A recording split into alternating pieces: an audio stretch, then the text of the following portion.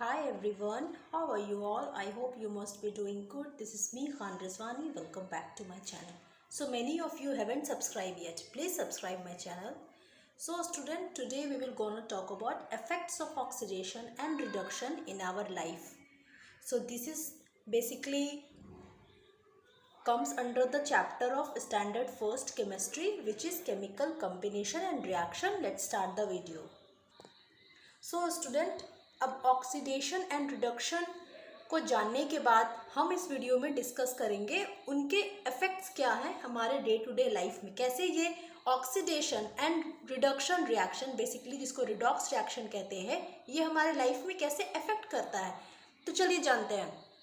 तो देखो student, oxidation has damaging effect on metal as well as on food.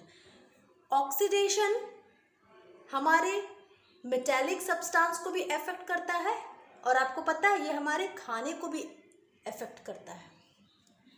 तो देखो स्टूडेंट, अगर आपका मेटल है, कोई भी मेटेलिक सब्सटेंस है, अगर वो खराब हो जाता है तो हम बोलते हैं इस मेटल का कोरोजन हो गया, मतलब ये मेटल करोड हो गया। करोड का मतलब ही होता है सड़ना, ठीक है, हमारा मेटल करोड हो गया। और इस मेटल को करोड होने के प्रोसेस को हम बोलते हैं करोजन, ठीक है।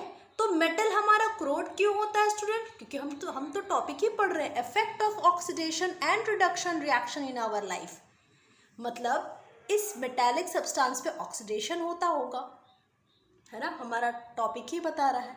और आप खुद देखो, मेटल, कोई भी मेटल अगर सड़ता है तो हम उसे बोलते हैं हमारा मेटल करोड हो गया, और इस प्रोसेस को बोलते हैं करोजन। तो बेसिकली होता क्या स्टूडेंट, मेटल पे ना ऑक्सीडेशन हो जाता है, उस मेटल सब्सटेंस पे ऑक्सीडेशन हो जाता है, मतलब उस पे गेन ऑफ ऑक्सीजन हो जाता है। ऑक्सीडेशन का तो डेफिनेशन यही है ना, गेन ऑफ ऑक्सीजन। मतलब स्टूडेंट उस मेटेलिक सब्सटेंस पे ऑक्सीजन आकर के बैठ जाता है, मतलब उस मेटेलिक सब्सटेंस पे ऑक्सीजन का एडिशन हो गया या गेन ऑफ ऑक्सीजन हो गया। और यही तो डेफिनेशन है स्टूडेंट ऑक्सीडेशन का, है ना, गेन ऑफ ऑक्सीजन। तो बस यही तो हुआ, मेटल पे ऑक्सीजन आकर बैठ गया, मतलब मेटल का ऑक्सीडेशन हो गया। तो इसी कारण मेटल हमारा करोड हो गया और इस प्रोसेस को करोजन बोलते हैं। अब देखो स्टूडेंट, अब मेटल में स्पेशली अगर सिल्वर की बात की जाए, सिल्वर क्या है, टाइप ऑफ मेटल है ना। तो मेटल में स्पेशली अगर सिल्वर की बात की जाए, अगर हमारा सिल्वर करोड हो गया, अगर हमारा सिल्वर सड़ने लगा, अगर हमारा सिल्वर डिग्रेड होने लगा, मतलब डिटोरिएट होने लगा, तो इसका हम कहते हैं टार्निश, मतलब हमारा सिल्वर टार्निश हो गया, मतलब हमारा सिल्वर करोड हो गया, है ना। और इस प्रोसेस को बोलते हैं टार्निशिंग। तो देखो स्टूडेंट, सिल्वर तो मेटल है, मतलब सिल्वर का करोजन हो गया। आप सिल्वर का करोजन बोलो, बात एक है, लेकिन सिल्वर क्या है, मेटल है, तो मेटल को करोड होना मतलब करोजन। लेकिन जब अगर मेटल में सिल्वर की बात होगी तो प्रिसाइजली वर्ड यूज किया जाएगा टार्निश, और इस प्रोसेस को टार्निशिंग बोलते हैं। मतलब हमारा सिल्वर टार्निश हो गया है, ठीक है। मैं सब डिटेल में डिस्कस करूंगी वीडियो में, करोजन होता कैसे है, सिल्वर का टार्निशिंग कैसे होता है, आयरन की रस्टिंग कैसे होता है, सब वीडियो में डिटेल करूंगी, बस आप वीडियो में बने रहें। तो चलिए स्टूडेंट, अब आगे बढ़ते हैं। अब अगर मेटल में ऑक्सीडेशन हो, हमें पता है, मतलब मेटल का करोजन हो गया। लेकिन अगर मेटल में आयरन का ऑक्सीडेशन हो रहा है तो उसके लिए प्रिसाइजली वर्ड यूज करते हैं हम रस्टिंग, मतलब हमारा आयरन करोड हो गया, मतलब आयरन रस्ट हो गया, है ना। आयरन हमारा सड़ गया, आयरन हमारा डिटोरेट हो गया, आयरन हमारा डिग्रेड हो गया, मतलब आयरन करोड हो गया, है ना। तो इसका प्रिसाइजली वर्ड क्या है, रस्टिंग, मतलब आयरन पे रस्ट लग गया। आप देखते हो ना, घर पे आयरन की रॉड हो या आयरन का ग्रिल हो या आयरन की गेट हो तो रस्ट लग जाता है ना, जंग, जिसको बेसिकली हिंदी में जंग बोलते हैं। तो जंग क्या है, रस्ट, ठीक है। तो ये रस्ट लग गया, इस प्रोसेस को रस्टिंग बोलते हैं। देखो स्टूडेंट, रस्ट और रस्ट रस्ट और आयरन दो अलग चीज़ स्टूडेंट। अगर आयरन पर जंग लगता है तो हम उसे रस्ट बोलते हैं और इस प्रोसेस को हम रस्टिंग बोलते हैं, मतलब हमारा आयरन कोरोड हो गया। सब वीडियो में डिस्कस करूँगी मैं। अब जैसे मैंने आपको बोला स्टूडेंट स्टार्टिंग वीडियो में कि ऑक्सीडेशन और रिडक्शन रिएक्शन का इफेक्ट हमारे लाइफ में होता है, मतलब ये मेटल पे भी इफेक्ट करता है और हमारे फूड पे। तो अगर हमारे फूड पे ऑक्सीडेशन होता है, ठीक है, तो हम बोलते हैं हमारा फूड रेंसिड हो गया। खाना हमारा बेसिकली जब सड़ जाता है तो हम उसे बोलते हैं हमारा फूड रेंसिड हो गया, ठीक है। और इस प्रोसेस को रेंसिडिटी बोलते हैं। तो आप देखो ना स्टूडेंट, मेटल अगर कोरोड हो गया तो उस प्रोसेस को हम बोलते हैं कोरोजन। अगर हमारा सिल्वर कोरोड हो गया तो उस प्रोसेस को हम बोलते हैं टार्निशिंग। अगर हमारा आयरन कोरोड हो गया तो उस प्रोसेस को हम बोलते हैं रस्टिंग। अगर हमारा फूड रेंसिड हो गया, यहाँ पे वर्ड कोरोड नहीं यूज़ करेंगे, बेसिकली रेंसिड यूज़ करेंगे, अप्रोप्रिएट वर्ड है। अगर हमारा खाना सड़ गया, कोरोड का मतलब ही होता है स्टूडेंट सड़ जाना, अगर सड़ गया हम उसे बोलते हैं रेंसिड और इस प्रोसेस को हम बोलते हैं रेंसिडिटी। सब में देखो क्या हो रहा, ऑक्सीडेशन हो रहा, मतलब सब में गेन ऑफ ऑक्सीजन हो रहा है ना। तो क्या इन सारे प्रोसेस में ऑक्सीडेशन हो रहा है, इट मीन्स इसमें रिडक्शन भी होगा, क्योंकि ऑक्सीडेशन रिएक्शन अकेले एग्जिस्ट नहीं कर सकता। अगर कोई सब्सटेंस ऑक्सीडाइज हो रही है तो एट द सेम सब्सटेंस उसी केमिकल में रिड्यूस भी होती होगी, है ना। तो ये जो कोरोजन, टार्निशिंग, रस्टिंग, रेंसिडिटी हो रही है ना, ये सब हमारा बेसिकली स्टूडेंट रिडॉक्स रिएक्शन है। आई होप आपको इतना क्लियर हो गया होगा। तो चलिए स्टूडेंट अब कोरोजन के प्रोसेस को समझते हैं। तो कोरोजन में होता है क्या स्टूडेंट, बेसिकली हमारा मेटल स्लोली धीरे धीरे डिटोरिएट होने लगता है, डिग्रेड होने लगता है। तो ऐसा क्यों होता है, क्योंकि हमारे मेटल पे ऑक्सीडेशन होता है, ठीक है। तो देखो, the phenomenon due to which metal are slowly eaten away by the reaction of air, water और chemical present in the atmosphere. आप कोई भी मेटल, सपोज कर लो मैं मेटल में कॉपर का एग्जांपल लेती हूँ, उसे आप खुले हवा में छोड़ दो, कुछ दिन के बाद आप देखोगे कि वो करोड होने लगता है। करोड होकर के वो खुद को ग्रीन कलर में कन्वर्ट कर देता है। कौन सा मेटल, मेटल नेम, उसका कलर याद रखना, कॉपर मेटल को अगर आप कुछ समय तक खुले हवा में ऐसे ओपन एयर में रखोगे तो वो खुद को कोरोड करेगा और खुद को ग्रीन कलर में कन्वर्ट कर देगा। तो ऐसा क्यों होता है स्टूडेंट, तो होता क्या है, बेसिकली कॉपर जो है ना वो ओपन एयर में रखा है, तो एटमॉस्फेयर में बहुत सारे गैसेस ऑलरेडी प्रेजेंट है ना। तो उसमें कार्बन डाइऑक्साइड, ऑक्सीजन और कुछ नमी होगी एटमॉस्फेयर में। तो ये सारी चीज़ें उस कॉपर पे जाकर के बैठ जाती, जाकर चिपक जाती है। और ये तीन जो ऑक्सीजन है, कार्बन डाइऑक्साइड है जो एयर में ऑलरेडी प्रेजेंट है, और मॉइस्ट एयर, बेसिकली अगर एयर में बहुत ह्यूमिडिटी है, मतलब ह्यूमिडिटी का मतलब आप समझ लेना वाटर वेपर, ठीक है, मॉइस्ट नमी है अगर हवा में, तो ये सारी चीज़ें जाकर कॉपर पे बैठ जाती है और यही कॉपर को ग्रीन कलर में कन्वर्ट कर देती है, ग्रीन कलर का कोट कर देती है, जो फिर बाद में कॉपर कार्बोनेट बन जाता है, फॉर्म कर जाता है। सारा रिएक्शन भी मैं आपसे डिटेल में डिस्कस करूँगी कैसे होता है, फिलहाल आप देख ले। Copper react with moist carbon dioxide, oxygen in air, form green coat, है ना, फॉर्मिंग ग्रीन कोट। और यही ग्रीन कोट क्या है, copper carbonate.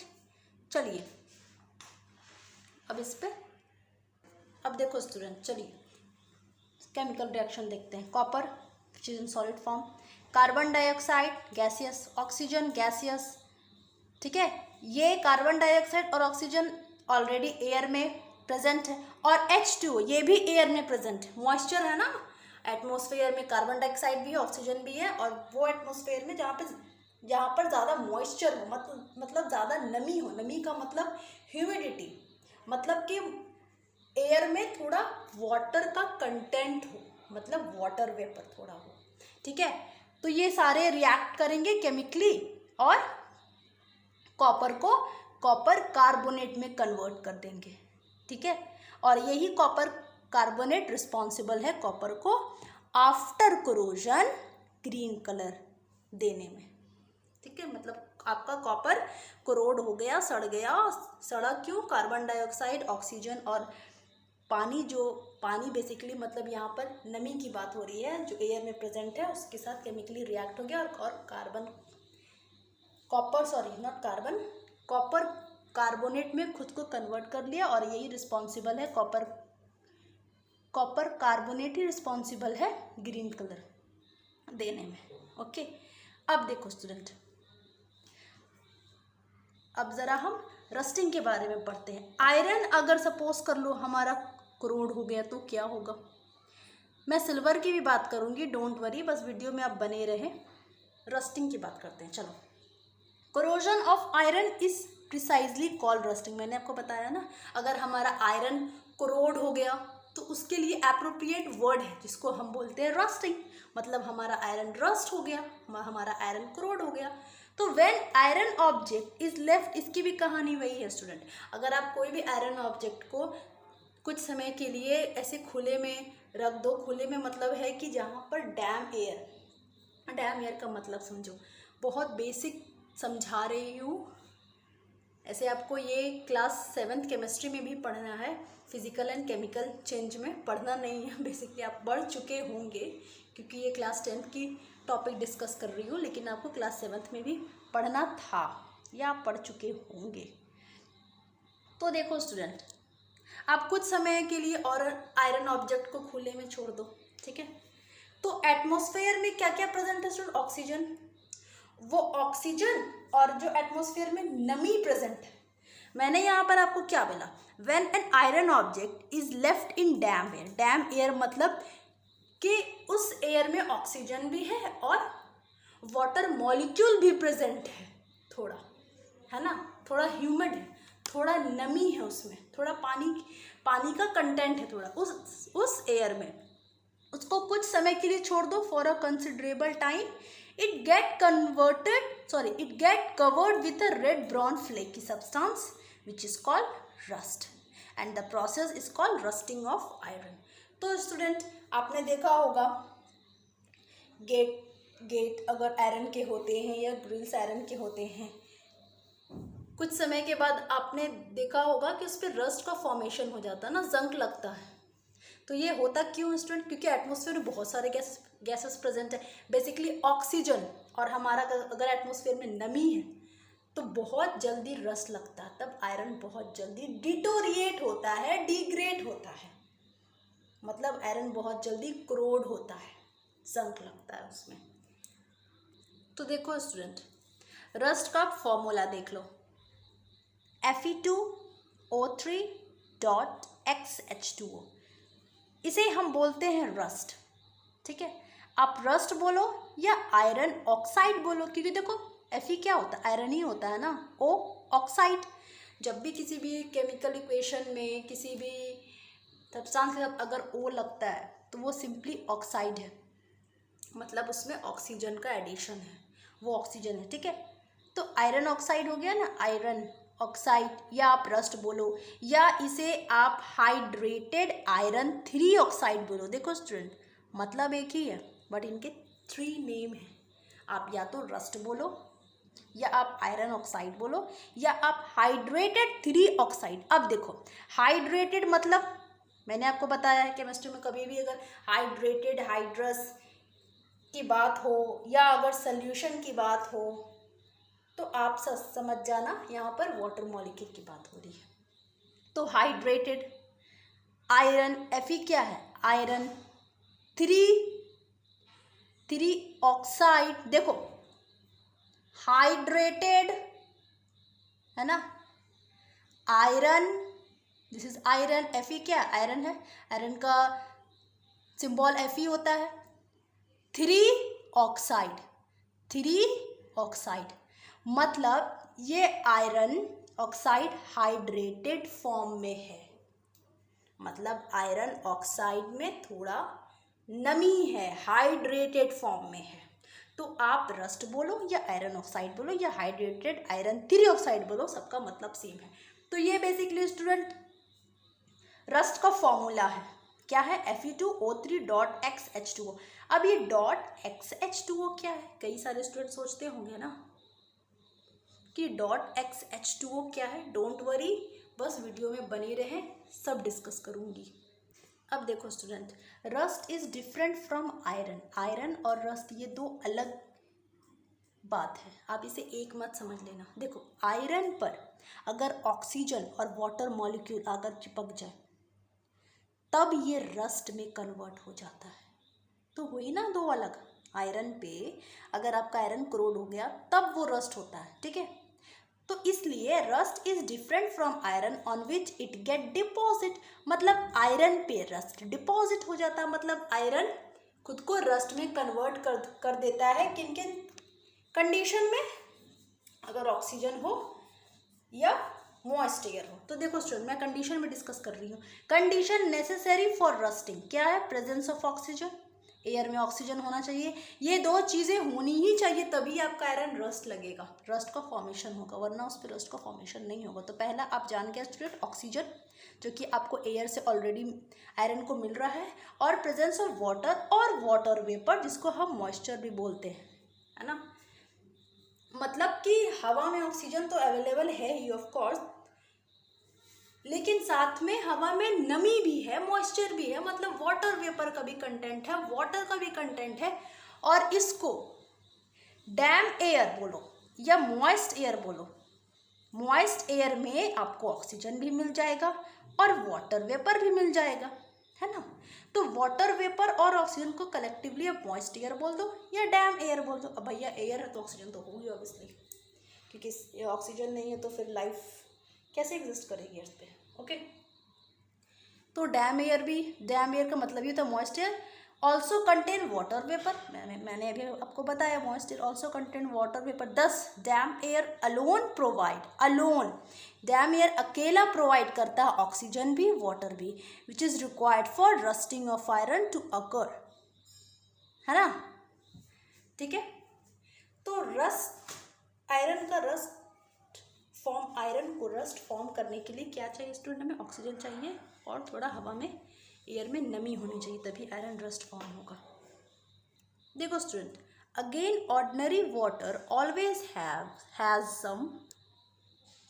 Has some dissolve oxygen in it, ठीक है, क्योंकि हमें पता है वाटर का फॉर्मेशन तो हाइड्रोजन और ऑक्सीजन से ही होता है, तो वाटर में तो ऑक्सीजन होंगे ही, है ना। तो dissolve oxygen already in it, so ordinary water also supply both the things oxygen and water, है ना।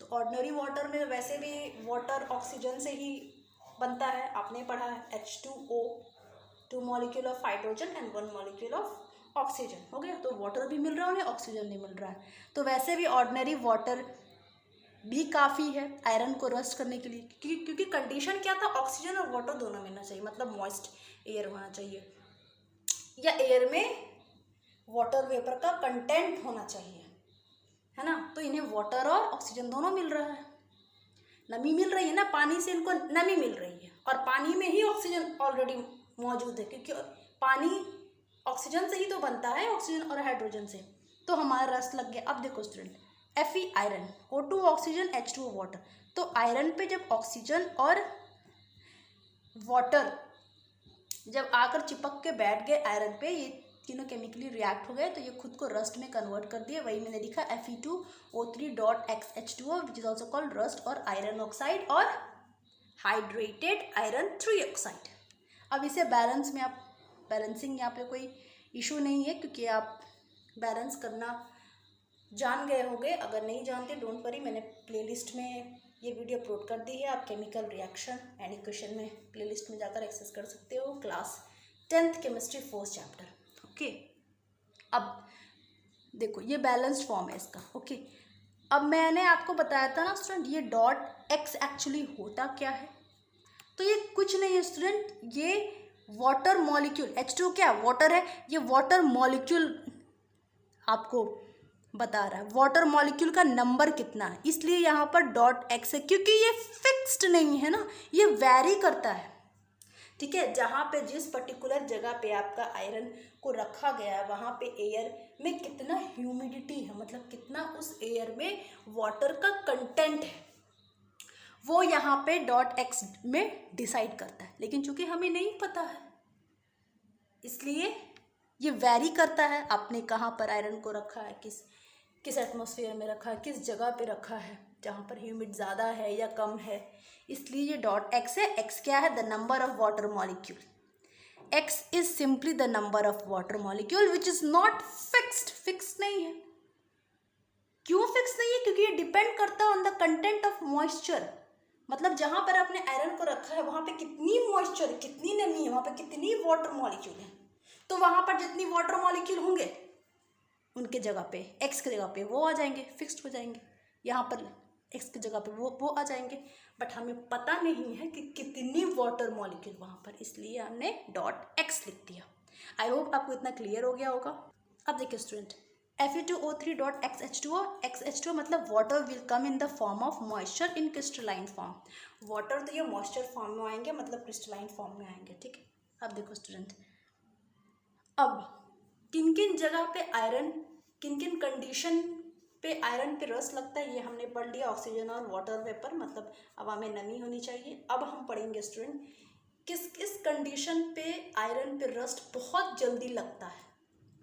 तो देखो स्टूडेंट, अगर पानी में नमक है, पानी अगर खारा है, सॉल्टी वाटर है, तो अब सी वाटर देखते हो ना स्टूडेंट, सी वाटर बेसिकली क्या होता है, सॉल्टी वाटर होता है ना, सॉल्टी वाटर में आयरन पे रस्ट लगने का कंडीशन बहुत ज़्यादा हो जाता है, मतलब उस जगह पे आयरन आपका बहुत जल्दी क्रोड हो जाता है, आयरन बहुत जल्दी आपका, आयरन पे बहुत जल्दी जंग लग जाता है। तो शिप्स देखते हैं ना, शिप जो चलती है वो तो उसमें होता है क्या स्टूडेंट, उसमें बहुत जल्दी आयरन पर जंग लगता है, क्योंकि बेसिकली वो ओशंस में चलती है, ओशन तो सॉल्टी होता ही है। तो ईयरली उस शिप के बेस के बॉडी को चेंज किया जाता है, हर साल वो चेंज होती है, और ये हेवी लॉस होता है इकोनॉमिक में, है ना, क्योंकि हमने पढ़ा है सॉल्टी वाटर पे रस्ट का फॉर्मेशन बहुत जल्दी होता है, बहुत फास्टर होता है, जो नॉर्मल कंडीशन में जितना होता है उससे ज़्यादा होता है। ठीक है, इसलिए iron object will rust much faster when kept in sea water क्या, salty, then as comparison to when kept in fresh water में कोई सॉल्ट डिजॉल्व नहीं होता है, सी वाटर में सॉल्ट डिजॉल्व होता है, इसलिए सी वाटर में स्टूडेंट आयरन पर जंग लगने का चांसेस बहुत जल्दी हो जाता है, बहुत फास्ट हो जाता है। अब देखो स्टूडेंट, अब क्या, अब अगर उस जगह पे आप आयरन को रखो जहाँ पर एयर का मॉइस्चर कंटेंट बहुत ज़्यादा है, मतलब उसको और ह्यूमिड मिल रहा है, मतलब उसको वाटर कंटेंट और मिल रहा है ना, तो भी आयरन जंग बहुत फास्ट लग जाएगा आयरन पे। ठीक है, और अब देखो ना स्टूडेंट, शिप के केस में तो देखो कि वो तो कंटिन्यूसली वाटर में ही वो शिप तैरती है ना, फ्लोट करती है, तो वाटर में तो ऑलरेडी वैसे भी ऑक्सीजन मिल ही रहा है उसे, है ना, और वाटर भी मिल रहा है, और प्लस उसको वाटर, कौन सा वाटर मिल रहा है, सॉल्टी वाटर मिल रहा है, तब तो वो आयरन क्रोड बहुत फास्ट होगा, मतलब आयरन पे रस्ट का फॉर्मेशन बहुत फास्ट हो जाएगा। अब देखो student, the rusting of iron is faster in coastal area, coastal area मतलब सी साइड एरिया, सी साइड एरिया पे आयरन का रस्ट होना बहुत ज़्यादा हो जाता है, रीज़न मैं आपको बता चुकी हूँ। तो अब देखो स्टूडेंट, अब एक बात बताती हूँ, एक मैजिक वाली बात बताती हूँ। बेसिकली होता क्या है स्टूडेंट, जब भी किसी भी आयरन पे जंग लगता है ना, रस्ट लगता है ना, तो वो जंग लगा हुआ आयरन को अगर आप वेट करोगे ना तो उसका वेट बढ़ जाता है। तो ऐसा क्यों स्टूडेंट, अगर जंग लगा हुआ आयरन रॉड या जंग लगा हुआ आयरन को अगर आप वेट करोगे तो उसका वेट बढ़ चुका होगा, क्यों, क्योंकि उस पर ऑक्सीजन मॉलिक्यूल आकर बैठा होगा, क्योंकि आयरन पे ऑक्सीडेशन ही तो होता है ना स्टूडेंट, आयरन पे ऑक्सीडेशन होता है, इसीलिए आयरन पे रस्ट लगता है, इसलिए हमारा आयरन क्रोड होता है। तो वो ऑक्सीजन का भी तो वेट होगा। तो देखो, rusting increase the weight of iron due to increase weight of oxygen that combine with the iron. मतलब ऑक्सीजन का भी तो उसमें मॉलिक्यूल जाकर चिपकेगा, तो ऑक्सीजन का भी तो वेट होगा। वो ऑक्सीजन और आयरन का कंबाइन करके रस्ट बनता है, और ये रस्ट का भी अपना कुछ वेट होता है उस आयरन के ऊपर जो रस्ट फॉर्म हुआ है। आई होप आपको इतना क्लियर हो गया होगा। अब स्टूडेंट हम इसकी मैकेनिज्म जानते हैं, ठीक है। अब देखो स्टूडेंट, आयरन का फॉर्मूला कहाँ से ड्राइव हुआ। आप देखो होता क्या है, Fe, आयरन को बोलते हैं Fe केमिस्ट्री के लैंग्वेज में। तो आयरन की वैलेंसी क्या होती है स्टूडेंट, 2 होती है, यू ऑल नो दैट, ठीक है। तो आयरन खुद में से 2 इलेक्ट्रॉन लूज कर देगा, क्योंकि आयरन जब खुद में से 2 इलेक्ट्रॉन लूज करेगा तभी तो वो स्टेबिलिटी गेन करेगा स्टूडेंट। इसलिए तो आयरन की वैलेंसी 2 है, ठीक है। तो आयरन खुद में से 2 इलेक्ट्रॉन लूज कर दिया, ठीक है। 1 मोल ऑफ आयरन, तो 2 मोल ऑफ आयरन कितना लूज करेगा, 4 इलेक्ट्रॉन लूज करेगा, ठीक है। तो ये 2 मोल, देखो स्टूडेंट केमिस्ट्री में मोल की डिस्कस होती है, because we are discussing about atoms, okay. तो 2 मोल ऑफ आयरन 4 इलेक्ट्रॉन को लूज करेंगे, और ये 4 इलेक्ट्रॉन कन्वर्ट हो जाएगा स्टूडेंट। देखो, जब आयरन खुद में से 2 इलेक्ट्रॉन लूज किया तो खुद को तो पॉजिटिव कर दिया ना, इससे पॉजिटिव साइन आ गई, तो आयरन पे +2 आ गई। आयन मतलब ऑक्सीडेशन हो गया, मतलब आयरन पे गेन ऑफ, सॉरी ऑक्सीडेशन क्या आता है student, loss of electron. Oxidation क्या आता है स्टूडेंट, एडिशन ऑफ ऑक्सीजन बोलो या आप लॉस ऑफ इलेक्ट्रॉन बोलो, तो वही तो हुआ स्टूडेंट। आयरन ने 2 इलेक्ट्रॉन तो लॉस कर दिया, है ना। आयरन ने 2 इलेक्ट्रॉन खुद का किसी को दे दिया, ठीक है। तो जब खुद में से 2 नेगेटिविटी, इलेक्ट्रॉन का चार्ज क्या है, माइनस का, तो जब खुद में से 2 नेगेटिविटी निकाल दी तब ये पॉजिटिव इंसान हो गया ना, इसलिए आयरन पे +2 का चार्ज आ गया। मतलब आयरन पे ऑक्सीडेशन हो गया। ऑक्सीडेशन क्यों, क्योंकि लॉस ऑफ इलेक्ट्रॉन ऑक्सीडेशन होता है, तो ये 2 इलेक्ट्रॉन लॉस किया, इसलिए ऑक्सीडेशन हो गया। अब देखो स्टूडेंट, अब ये 4 इलेक्ट्रॉन कहाँ जाएगा, अब ये 4 इलेक्ट्रॉन जो आयरन ने लूज किया ये हवा में जाएंगे, एटमॉस्फेयर में जाएंगे। तो एटमॉस्फेयर में क्या प्रेजेंट है, ऑक्सीजन प्रेजेंट है, वाटर प्रेजेंट है, और ये 4 इलेक्ट्रॉन जाकर के मिल गए उसी ऑक्सीजन और वाटर से। और ये 4 इलेक्ट्रॉन जब गेन हो गया, जब ऑक्सीजन पे और वाटर पे ये 4 इलेक्ट्रॉन गेन हो गया, तब क्या बन गया स्टूडेंट, तब रिडक्शन हो गया। क्योंकि हमें पता है गेन ऑफ इलेक्ट्रॉन क्या होता है, रिडक्शन होता है। तो ये 4 इलेक्ट्रॉन का गेन हुआ, इसलिए 4, और ये खुद को हाइड्रोक्साइड में कन्वर्ट कर दिया, है ना। हाइड्रोक्साइड पे OH- का साइन होता है। जब आप एसिड बेसिस एंड सॉल्ट पढ़ोगे तो बेस का पहचान ही होता है स्टूडेंट OH- आयन, ठीक है। तो ये हो गया। और जब 4 इलेक्ट्रॉन दूसरे का गेन कर लेता है, कोई भी एटम दूसरे का इलेक्ट्रॉन गेन कर देता है, तो मतलब उस पर नेगेटिव साइन आ जाता है ना। ये आप मत देखना गेन ऑफ पॉजिटिव, ये इसका है, ये ऑक्सीडेशन का मैंने लिखा, loss of electron and gain of positive charge, मतलब लॉस ऑफ इलेक्ट्रॉन हुआ तभी तो ये पॉजिटिव खुद को कर पाया। तो अब देखो स्टूडेंट, अब ये रिएक्शन, ठीक है, और ये रिएक्शन, ओके। तो Fe जो खुद को लूज किया 4 इलेक्ट्रॉन में, तो ये कन्वर्ट कर दिया 2Fe+2 में, ठीक है। तो ये आपका आप समझ लेना first equation, and this one is second equation. अब इन दोनों का एडिशन कर लेते हैं। चलिए भाई साहब एडिशन कर ही लेते हैं। तो देखिए क्या होता है स्टूडेंट, ये कैंसिल आउट हो जाएगा, और ये आपका 2Fe+O2, एक मिनट पेपर स्लिप कर रहा है, ओके देख लो, 2Fe+O2+H2O, ये तो आपका कैंसिल आउट हो गया ना, कैंसिल हो गया। तो क्या बचा हमारे पास, 2Fe+2+4OH-। ये आपको क्लास 11th में अगर आप केमिस्ट्री लेते हो उसमें भी ये आपको पढ़ना है, इसलिए मैं आपको इसमें पढ़ा रही हूँ, ठीक है। अब क्या होगा स्टूडेंट, ये जो आपका आया 2Fe+2+4OH, ये खुद को फर्दर ऑक्सीडाइज कर देगा। मतलब एयर में तो बहुत सारे ऑक्सीजन प्रेजेंट है ना, ऑक्सीडाइज कर देना मतलब अगेन एडिशन ऑफ ऑक्सीजन होता है।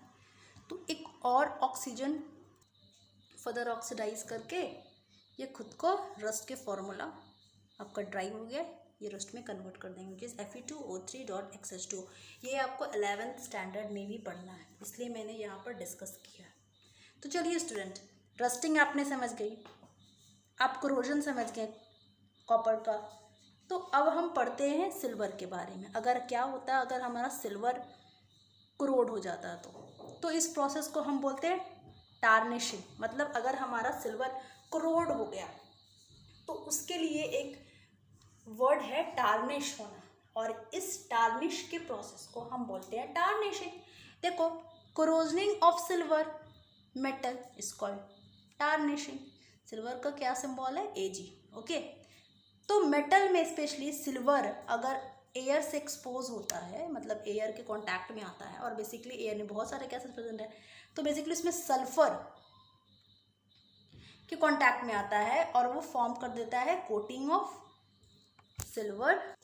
तो हुआ क्या स्टूडेंट कि मेटल में स्पेशली अगर सिल्वर को कुछ समय के लिए आप खुले हवा में छोड़ दो, तो हवा में बहुत सारे गैसेस प्रेजेंट है, तो उसमें बेसिकली सल्फर, ऑक्सीजन तो होंगे ही होंगे, क्योंकि oxidation, effect of oxidation in our everyday life use topic नाम है, तो ऑक्सीडेशन तो होंगे ही होंगे, मतलब एडिशन ऑफ ऑक्सीजन तो होगा ही, मतलब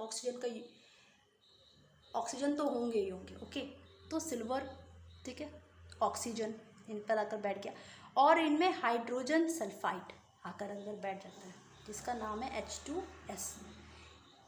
हाइड्रोजन सल्फाइड का केमिकल फॉर्मूला है H2S, ठीक है।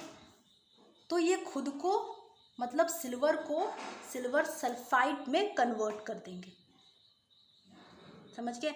तो शायद यही रीज़न है ना स्टूडेंट, अब ऑर्नामेंट्स में स्पेशली सिल्वर के ज्वेलरी होते हैं, तो कुछ समय के बाद आफ्टर 2-3 ईयर्स के बाद क्या होता है, वो ब्लैक होने शुरू हो जाते हैं, है ना। सिल्वर जो इतना शाइनी अपीयरेंस है, जो मेटल का इतना शाइन उसमें लस्टर होता है, वो कुछ समय के बाद खुद को ब्लैक में कन्वर्ट कर देता है। तो वो ब्लैक कलर कहाँ से आता है स्टूडेंट, ये वही सिल्वर सल्फाइड के कारण आता है। तो अब देख लो स्टूडेंट, तो ये जो टार्निशिंग था ना, जो हमने अभी पढ़ा, टार्निशिंग, कोरोजन, रस्टिंग, ये सारा में ऑक्सीडेशन तो हो रहा था ना स्टूडेंट। तो हमने पढ़ा ऑक्सीडेशन अकेले होता नहीं है, उसमें रिडक्शन भी होगा। अगर एक सब्सटेंस ऑक्सीडाइज हो रही है तो अनदर सब्सटेंस रिड्यूस होगी। तो basically these all are redox reaction, क्योंकि ऑक्सीडेशन और रिडक्शन को कलेक्टिवली हम रिडॉक्स रिएक्शन बोलते हैं। तो टार्निशिंग, सिल्वर, हमारा सिल्वर टार्निश हो गया तो खुद को ब्लैक कलर में कन्वर्ट कर दिया। ये वर्ड, इसका टेक्निकल वर्ड, और कौन से मेटल और ये करोड होके किस कलर में कन्वर्ट करता है, ये बहुत इंपॉर्टेंट है। कोरोजन में स्पेशली कॉपर करोड होके ग्रीन में कन्वर्ट करता है। रस्टिंग मतलब आयरन रस्ट जब होता है तब ये ब्राउन कलर में कन्वर्ट करता है। आई होप आपको इतना क्लियर हो गया होगा। Please subscribe my channel, like my video, and please please please share it as many as you can. आपको मेरी वीडियो लेक्चर देखने के बाद बिल्कुल NCERT का एक लाइन भी स्किप नहीं होगा। आप कोई भी साइड बुक उठा लो, वो भी नहीं स्किप होगा। बहुत अच्छे से कंटेंट, बहुत बेसिक, बहुत अच्छे से मैं आपके सामने प्रेजेंट करती हूँ। प्लीज़ प्लीज़ इसको शेयर करें as many as you can. Thank you for watching. God bless you all.